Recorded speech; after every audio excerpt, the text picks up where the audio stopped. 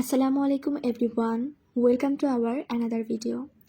আজকে আমি আপনাদের সাথে আলু দিয়ে গরুর গোশত রান্নার রেসিপিটি শেয়ার করব। আশা করি আপনাদের কাছে এই রেসিপিটি ভালো লাগবে। চলুন তাহলে শুরু করা যাক। প্রথমে আমি আলুগুলোকে ভেজে নেব। এক্ষেত্রে চুলার আঁচটা আমি লো মিডিয়ামে রেখেছি। চুলার আঁচটা লো মিডিয়ামে রেখে আলুগুলোকে আমি প্রায় 3 থেকে 4 মিনিটের মতো ভেজে নেব।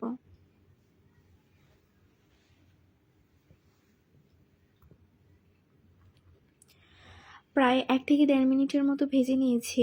এক পাশ অলরেডি ভাজা হয়ে গেছে, অপর পাশটাও আমি সেমভাবে ভেজে নেব।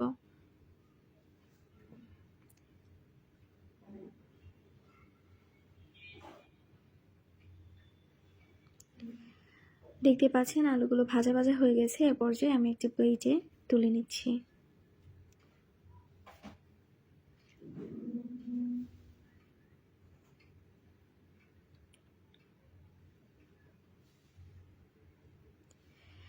এই পর্যায়ে পরিমাণ মতো তেলে দিয়ে দিচ্ছি 1 কাপ পেঁয়াজ কুচি এবং আধা কাপ রসুন কুচি। এক্ষেত্রে চুলার আঁচটা আমি লো আঁচে রেখে এগুলোকে প্রায় 1.5 থেকে 2 মিনিটের মতো ভেজে নেব। খুব একটা ভাজা ভাজা করব না, সফট হয়ে আসা পর্যন্ত ভেজে নেব। সফট হয়ে এসেছে। এ পর্যায়ে আমি তেজপাতা, দারুচিনি, লং, এলাচ দিয়ে দিচ্ছি।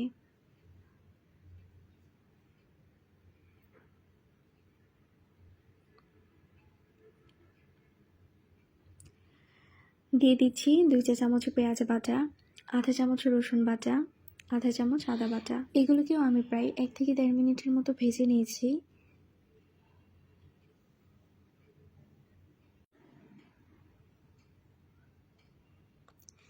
এই পর্যায়ে অল্প একটু পানি দিয়ে দিচ্ছি। দিয়ে দিচ্ছি 1 চা চামচ লবণ, আধা চামচ হলুদ, আধা চামচ ধনে, 2 চা চামচ মরিচ গুঁড়ো।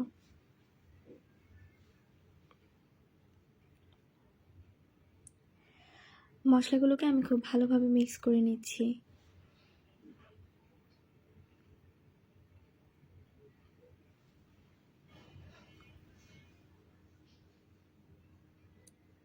দিয়ে দিচ্ছি আধা চামচ জিরে গুঁড়ো।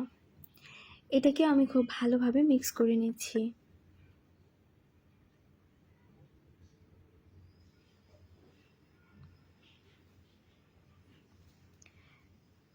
ঢেকে দিচ্ছি 1 থেকে 1.5 মিনিটের জন্য। 1 থেকে 1.5 মিনিটের মতো ভেজে নিয়েছি।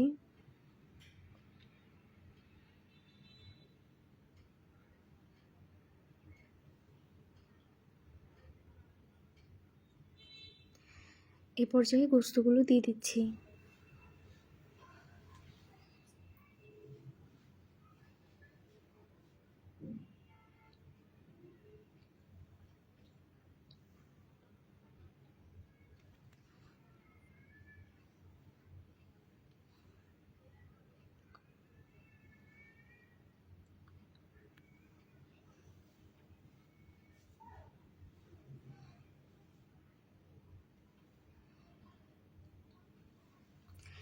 পরিমাণ মতো পানি দিয়ে দিচ্ছি। এগুলোকে আমি প্রায় 15 মিনিটের মতো কষিয়ে নেব। ঢেকে দিচ্ছি প্রায় 15 মিনিটের জন্য। চুলার আঁচটা লো মিডিয়ামে রেখে এটাকে আমি প্রায় 15 মিনিটের মতো কষিয়ে নিয়েছি। দেখতেই পাচ্ছেন খুব ভালোভাবে কষে এসেছে। নেড়ে চেড়ে দিচ্ছি যেন কড়াইয়ের তলায় লেগে না যায়।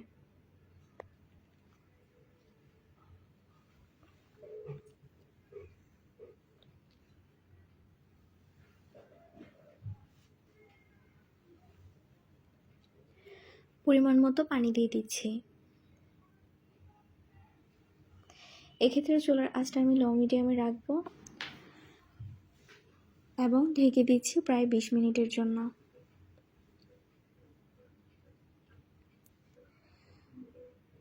প্রায় 20 মিনিট পর এই পর্যায়ে আমি ভেজে রাখা আলুগুলো অ্যাড করব। তো দিয়ে দিচ্ছি আলুগুলো।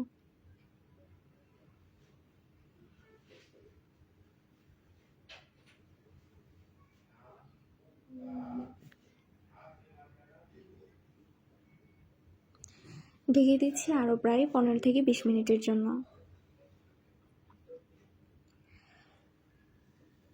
15 থেকে 20 মিনিট পর দেখতে পাচ্ছেন আমার রান্নাটি হয়ে গেছে।